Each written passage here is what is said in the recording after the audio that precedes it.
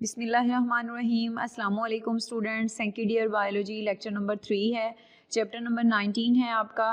पिछले लेक्चर में जो हमने डेवलपमेंट ऑफ चिक पढ़ रहे थे, तो उसमें मैंने आपको ब्लास्टूला स्टेज तक पढ़ाया था, तो गैस्टुलेशन रहता था। तो गैस्टुलेशन से हम स्टार्ट करते हैं।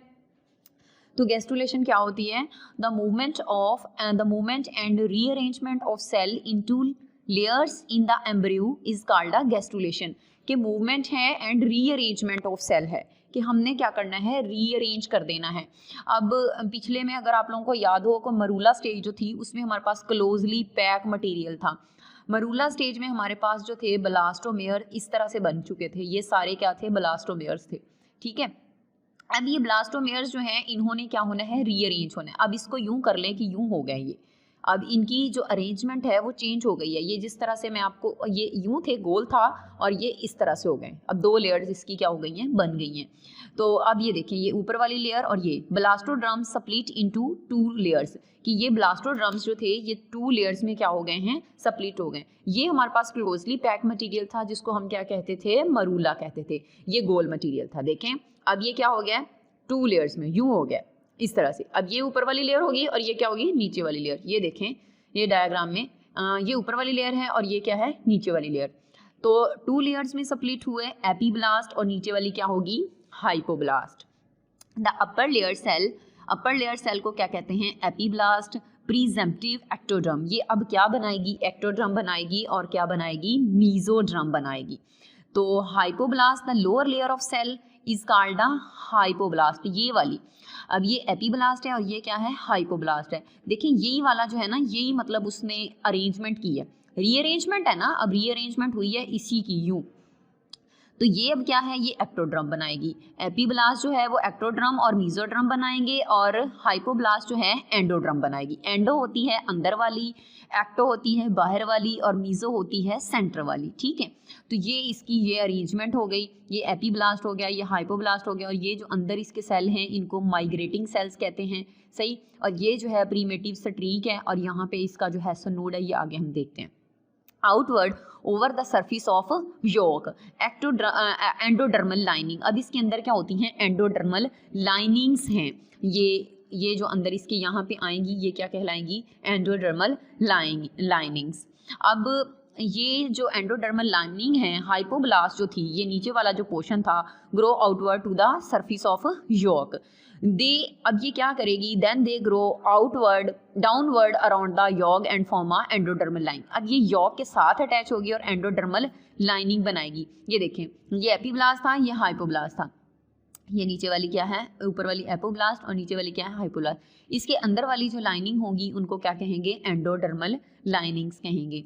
ठीक है, अब यहाँ पे हमारे पास 2 एरियाज बनते हैं at the stage. Central cells of the blastoderm जो होते हैं सेपरेट हो जाएंगे फ्रॉम द यॉक से। तो यहाँ पे 2 एरियाज बनेंगे, एरिया पेल्यूसिडा और एरिया ओपेका। ठीक है, a pool of fluid develop under the central cells, fluid raise the cell give translucent area appearance. अब यहाँ पे इसकी मैं आपको डायग्राम दिखाती हूँ कि एरिया पेल्यूसिडा कौन सा है और एरिया ओपेका कौन सा है। कि ये जो है ना सेंट्रल सेल्स के साथ है, फ्लूइड सा है, ट्रांसलुकेट है, यानी कि इसके ऊपर क्या होता है? ट्रांसलुकेंट बोलते हैं नीम शफाफ को। नीम शफाफ जैसे हमारे पास टिश्यू पेपर होता है, उसके अंदर से रोशनी गुजर जाती है, लेकिन वो थोड़ी ये होती है।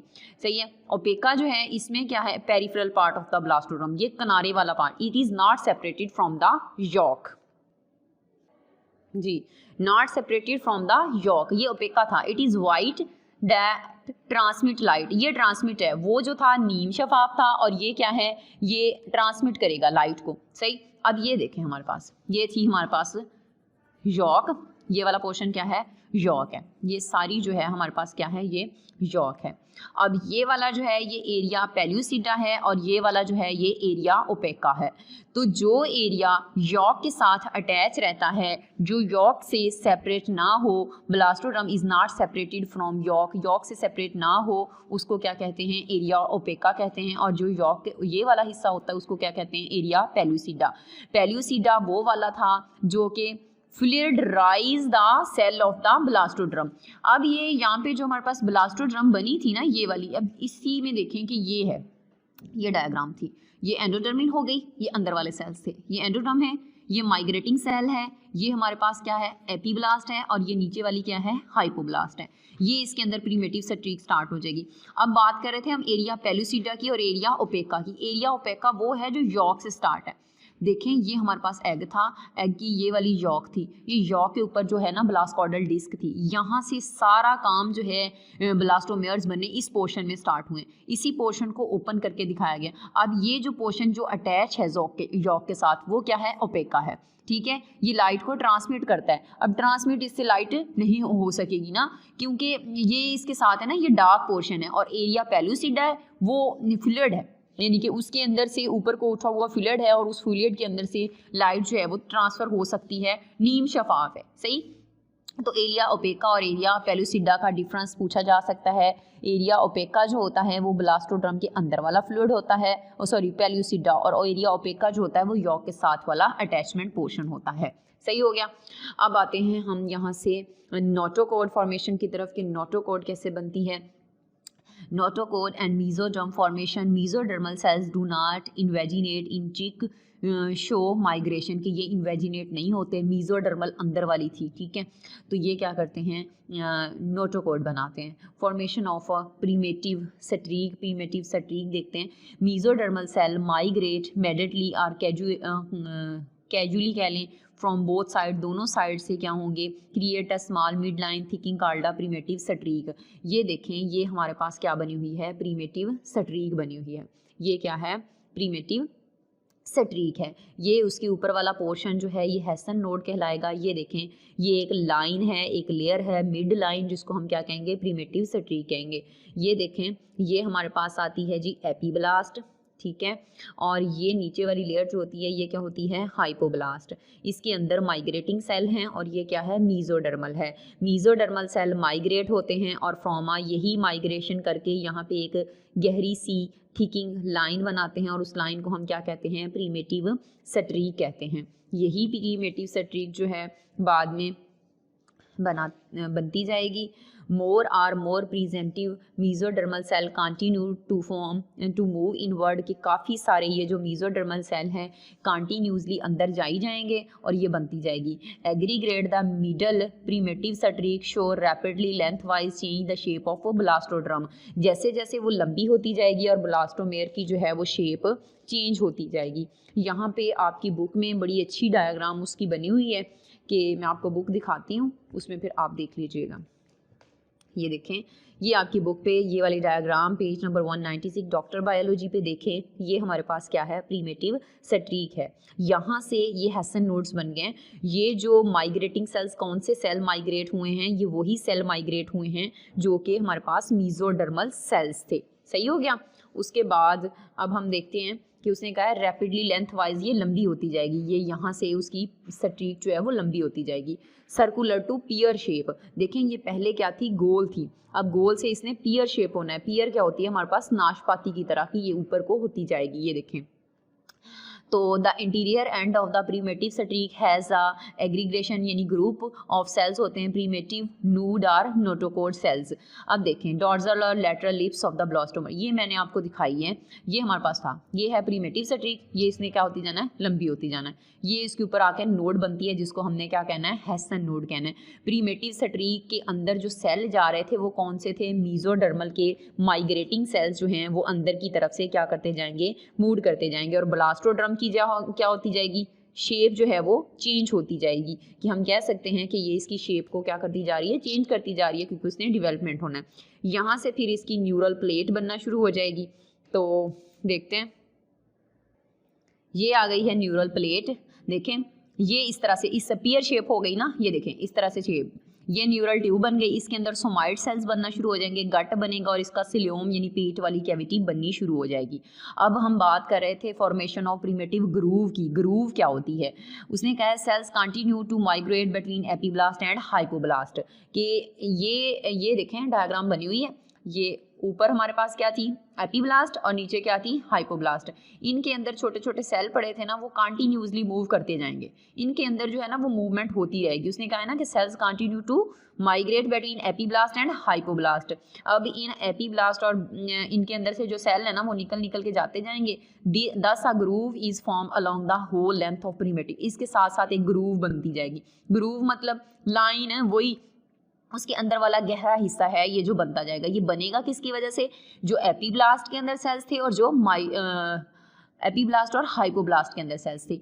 एपीब्लास्ट और हाइपोब्लास्ट के अंदर सेल कहाँ से आए थे, जो मरूला स्टेज में हमारे पास ब्लास्टोड्रम बने थे, ये वही सेल थे।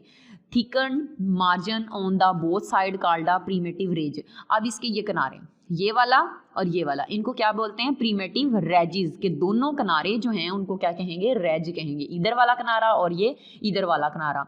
ये बन किसकी वजह से रही है, ये एपीब्लास्ट और हाइपोब्लास्ट के अंदर जो ब्लास्टोमेयर थे ना वही मूवमेंट करी जा रहे हैं। यानी कि ये देखें हमारे पास यूं था, क्लोजली पैक्ड मटेरियल था, सही, उसकी अरेंजमेंट हुई इस तरह से, सही है। ये ऊपर वाली लेयर मैंने आपको बताया मेरे हाथों की मूवमेंट में, ये हमारे पास क्या थी, एपीब्लास्ट थी, और ये नीचे वाली क्या थी, हाइपोब्लास्ट थी। अब इनके अंदर यहाँ पे ये सारे सेल्स पड़े हुए थे, इन सेल्स ने माइग्रेशन करके ना यूं करना शुरू कर दिया, यूं। ये जो लाइन इस तरह से बनेगी ये क्या कराएगी, ग्रूव कहलाएगी, और ये ग्रूव बनती जा रही है। सेल कहाँ से ले रही है, यहाँ से, एपीब्लास्ट से और हाइपोब्लास्ट से, सही है। तो फॉर्मेशन ऑफ हेसन नोड्स की तरफ आते हैं। तो यहाँ पे जब बच्चे ये बंद हो जाएगी ना, इस जगह पे जाके इसके एंड पे एक नोड बन जाएगी, उसको क्या कहते हैं, हेसन्स नोड कहते हैं। हैंसन्स नोड, हैंसन्स यानी कि हैन की है, और सन्स यानी कि उसका जो बनेगा उस नाम पे उसने हैंसन्स नोड का नाम दे दिया इसको। Cell closely pack at the cephalic end interior rod primitive streak, कि अब सेल जो हैं क्लोजली पैक होके ये स्ट्रीक के ये वाला जो पोर्शन है ये हमें क्या कहलाएगा, हैंसन्स नोड।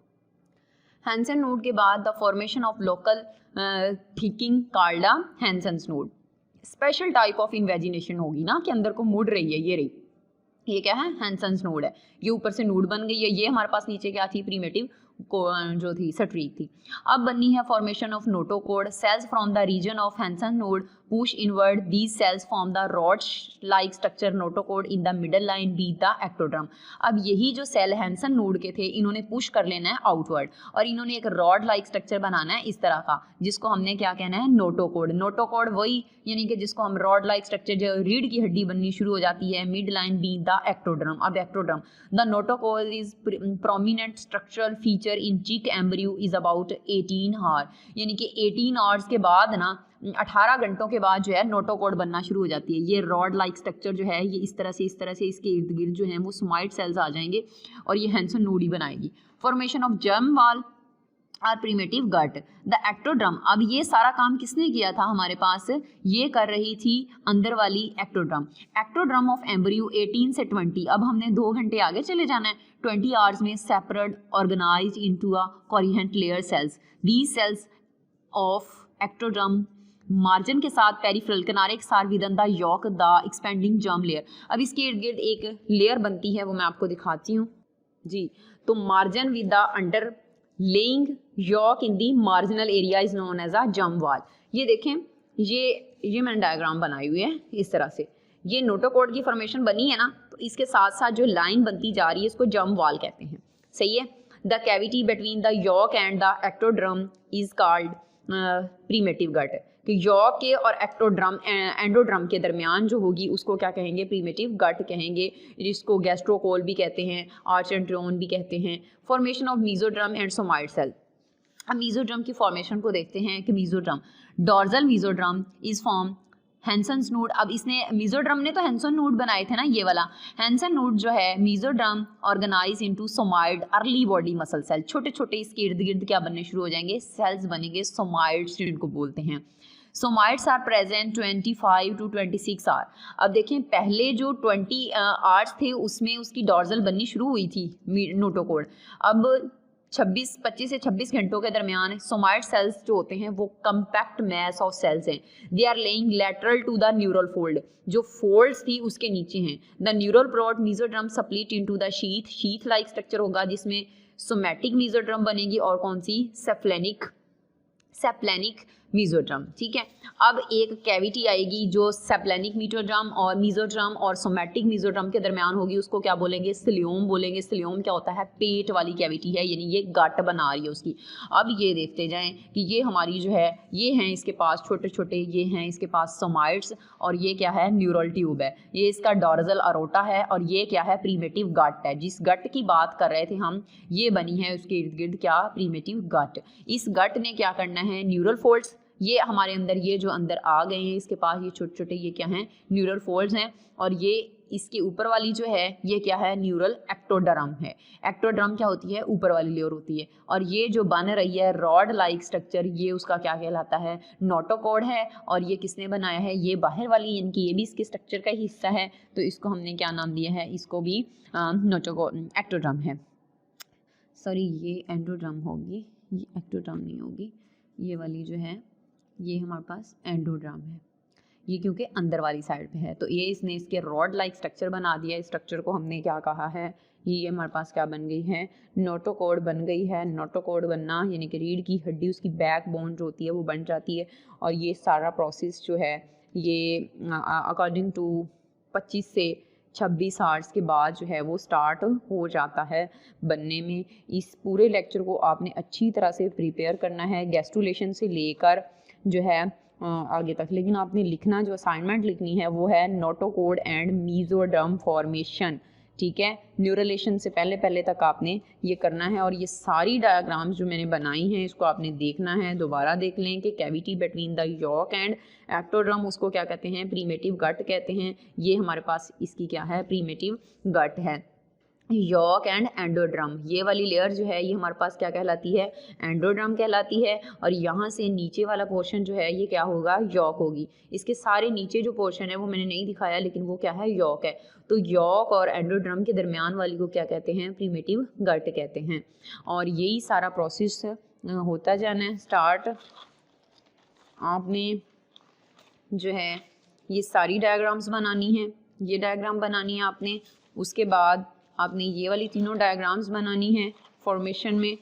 और ये इसमें, ये इसकी मेन डायग्राम है कि ये हमारे पास क्या थी? एंडोड्रम थी। ये इसके अंदर सेल्स हैं, इसमें फिर हैंसन्स नोड बनेगा, नोटोकॉड की फॉर्मेशन। ये वाली डायग्राम के प्रीमेटिव स्ट्रीक बन रही है, इसमें बिल्कुल क्लियर दिखाया गया है कि मेसोडर्मल सेल्स हैं किस तरह से। ऊपर एपीब्लास्ट है, नीचे क्या है? हाइपोब्लास्ट, और सेंटर में माइग्रेटिंग सेल्स हैं। उसके बाद ये वाली प्रीमेटिव स्ट्रीक की न्यूरल प्लेट्स बनाएंगी, और ये उसकी शक्ल जो है वो तब्दील कर लेगी। सही है, तो ये वाली जो मेन डायग्राम बनती है नोटोकॉड की, ये बनती है कि नोटोकॉड जो है वो किस तरह से फॉर्मेशन बना रही है। ठीक है, तो उम्मीद है आपको समझ आया होगा। अल्लाह हाफिज़।